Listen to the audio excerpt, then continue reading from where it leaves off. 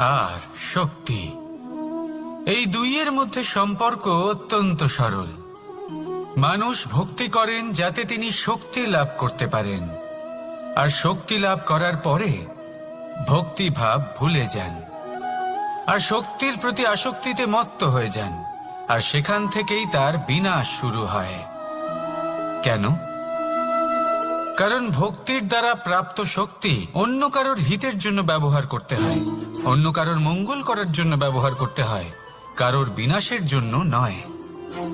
এবার যদি আমি আপনাদের একটা উদাহরণ দিয়ে বোঝাই, তাহলে কোদাল দিয়ে আমরা মাটি কোপাতে পারি, একটা গর্ত খুঁড়তে পারি যাতে একটা নতুন বৃক্ষ জন্ম নিতে পারে, একটা বৃক্ষ যা অন্য জীবকে ফল প্রদান করবে, যাত্রীদের ছায়া প্রদান করবে।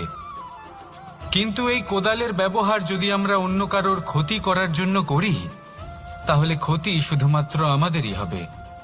তাই জীবনে যদি আপনি কোনো শক্তি লাভ করেন, হয়তো ভক্তির দ্বারা বা অন্য যেখান থেকেই হোক, তার সদ্ব্যবহার করতে শিখুন, নয়তো এই প্রাপ্ত শক্তি আপনার পতনের কারণ হয়ে দাঁড়াবে।